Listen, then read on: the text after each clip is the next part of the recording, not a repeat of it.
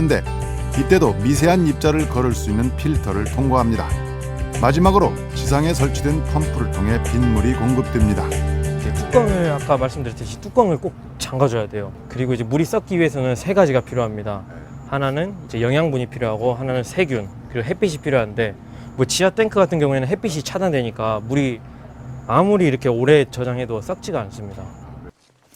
그런데 빗물이 넉넉하게 남은 박신혜와는 달리 이웃집들은 빗물이 바닥난 상태였습니다. 한 4, 5일 습기는 떨어졌어. 4월 쓰니까. 예. 그러고는 계속 비가 안 하고 있어. 한 달 가까이 비가 내리지 않은 데다가 지하수보다 수질이 좋아서 여기저기 쓰다 보니 다 써버린 겁니다. 다른 집들도 사정은 마찬가지입니다. 빗물이 굉장히 아쉽네요. 아껴서 해서 그렇지.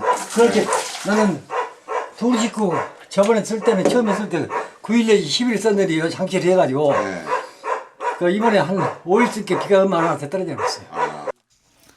탱크가 작아서 빗물을 한 번에 많이 모을 수 없는 것도 아쉽습니다. 1차 저장 탱크, 2차 저장 탱크 두 개를 해야 된다고 하죠. 왜 그러냐면 1차 저장 탱크에다 물을 이빨 제일 큰 놈에서 받아가지고 거기서 물이 완전히 가라앉았을 때 그 물을 좋은 물만 2차 탱크에다 넣는단 말입니다. 주민들의 건의사항이 받아들여져 취재팀이 갔을 때는 집집마다 2톤짜리 빗물 탱크를 증설하고 있었습니다. 이젠 한 번에 5톤 넘게 빗물을 저장할 수 있게 됐습니다. 문제는 긴 가뭄으로 지하수도 부족한 현재 상황. 그마저 떨어지면 방법이 없다고 합니다. 답답합니다. 어떻게 해야 좋을지 진짜로 이것이. 생활하시기도 아, 비와요, 비와. 그냥 한두 방울씩 떨어지네. 야, 이거 갖고는 안 되는데 이거 지나간 이거 비인데. 진짜로 큰일이에요. 이렇게 빗방울 떨어지면 좀 반가워요? 반가웠기만 해요. 진짜로 이거 참 금덩어리지. 급덩어리요? 예. 하지만 빗물 탱크를 가득 채우려면 굵은 비가 10시간 이상 내려야 합니다.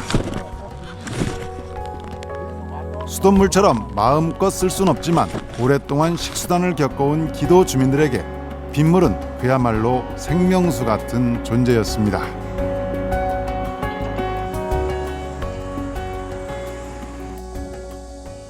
그런데 오랫동안 우리 주변에선 산성비 논란이 있어 왔습니다. 빗물, 과연 그냥 마셔도 되는 걸까? 빗물을 받아 몇 가지 검사를 해봤습니다. 우선 산성도 검사. 비교를 위해 우리가 늘 마시는 수돗물과 콜라, 오렌지 주스의 산성도도 함께 체크했습니다.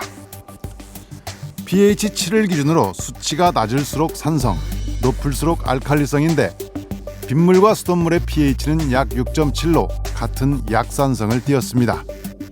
콜라는 2.8, 주스는 3.3으로 훨씬 강한 산성을 띄었습니다. 이번엔 물속의 이물질 정도를 파악하는 전기 전도도 검사합니다. 그런데 검사 결과 빗물의 수치가 수돗물에 비해 10배 정도 낮게 나왔습니다. 녹아있는 물질이 거의 없는 셈입니다.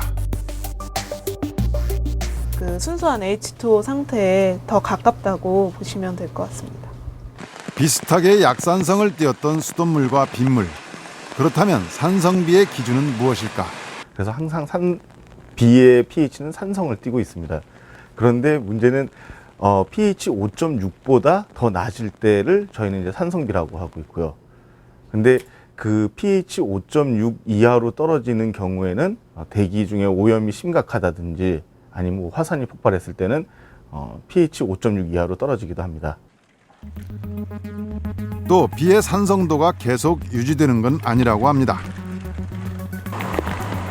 빗물의 산성도 변화를 알아보기 위해서 두 가지 방법으로 빗물을 채취했습니다.